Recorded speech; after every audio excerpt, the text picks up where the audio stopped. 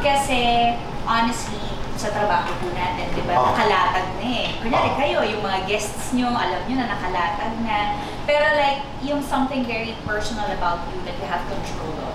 That's what I get from running. Na parang it's an escape from reality para sa akin na pag alam kong tatakbo ko, ang focus ko lang is on my pace, distance, time, ganyan. So, talagang limot ko yung mga inisip ko sa trabaho, ganyan, yung showbiz, ganyan. Kaya rin nakakatuwa kasi lately, active din po ako mag-participate sa charity fun runs. Nung nalaman ko po yung character ko at yung storya ng Beauty Empire, sabi ko, Noreen deserves a new look.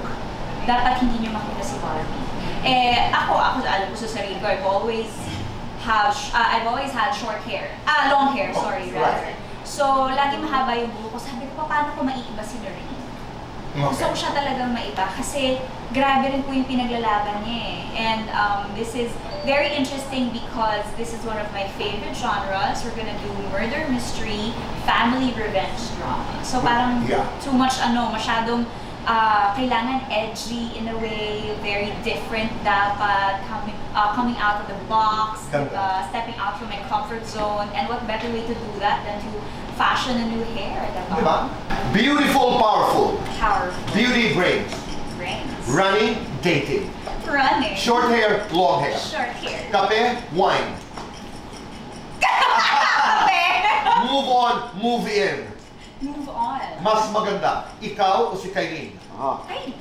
Mas maarte, ikaw, si Kailin o si Rufa? Miss Gloria. Oo, hindi depende. Magpa-sexy sa pelikula. Hindi. Oo, hindi depende. Makatrabaho ang ex. Oo, hindi depende. Magpaligaw na.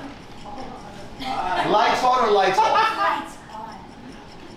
Happiness with chocolate. Happiness. Best time for happiness. Afternoon. Complete this. This year, I am having the time of my life.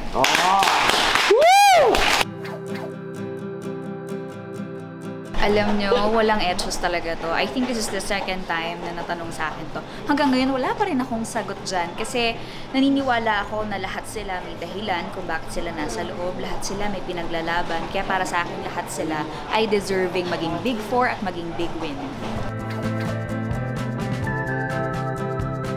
Nagpapasalamat po ako sa lahat ng naka-subscribe at nakapag-download na po ng View app dahil dun nyo po unang mapapanood ang Beauty Empire. And this coming July 7, available na po siya sa GMA Primetime. Yes, P77 is a alternative narrative horror by GMA Pictures, distributed by Warner Brothers. Kaya hopefully po lahat po kayo ay magsama ng inyong pamilya at barkada sa sinihan dahil hindi ito pwedeng panoorin mag-isa. July 30 na po yan in cinemas nationwide.